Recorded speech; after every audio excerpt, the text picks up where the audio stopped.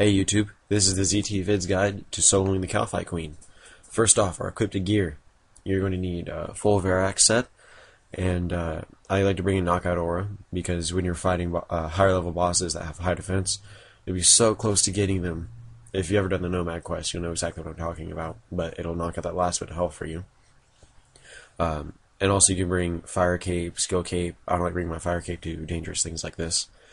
Emulated Fury. Need a spec weapon such as Dragon Claws or a God Sword, Dragon Boots, Region Bracelet, or you can do the Borrow's Gloves from Recipe for a Disaster.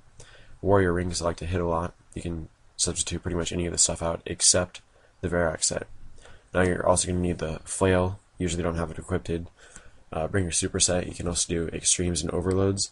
You're going to need anti-poison. You're probably only going to be using one dose, but it doesn't really matter. And also you can bring up to 3 prayer pots if you're doing several trips. If you're only doing one trip, it's advised to only bring 1 prayer pot. Also, recommended food is rocktails. They can boost your health over what it actually is. So if someone has 99 HP, then they can bring it over to like 1,200 or something like that. Anyway, bring 2 ropes, Beast of Burden, and some teletabs. Usually teleport to home saves your stuff a lot better, because if you die in your house, then you just get revived and you don't even have to go to a grave or anything. Alright, so you're going to want to go through the Shanty Pass in Alcaharid, start heading southwest. Also, I got really upset. My XP bar was at like 84 million or something like that, and I accidentally reset it. Kind of upsetting. I was going for 100 mil. Now, if you've done the Fairy Tale quest, there's a fairy ring right next to the entrance of it.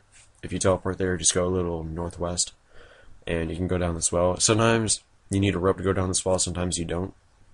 It doesn't even matter. I've gone down here tons of times doing this, and I'll randomly go up there sometime, and it'll be like, oh, you need a rope to do this, even though you've done it a million times before. Stupid Jagex. When you go through these tunnels, you'll get hit by some workers or warriors once you start getting further down.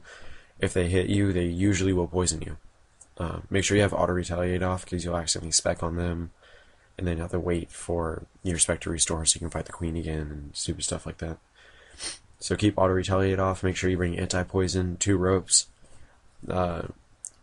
Stat boosting potions are highly recommended, unless you're freaking wooks or something. Alright, so you want to rest here, pod up right before you go down this well. Sometimes you need a rope to go down this well, sometimes you don't. Just run over here and go down. If it says you need it, use the rope on it. Pray Mage as soon as you get down here, or the queen will annihilate you. Alright, see, I just got hit right here. Then it poisoned me.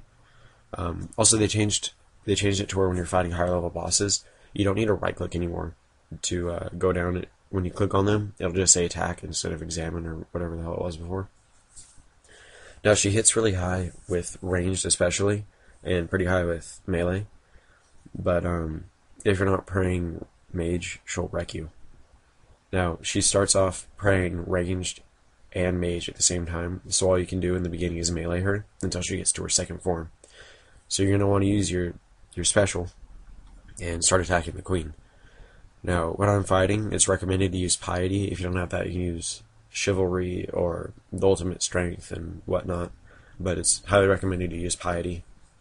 Or if you have the curses, you can use the spells on those. Alright, so make sure you're always watching your prayer and your health. It'll go down a lot faster than you think. Especially your prayer if you're using Piety. It drains it really quickly.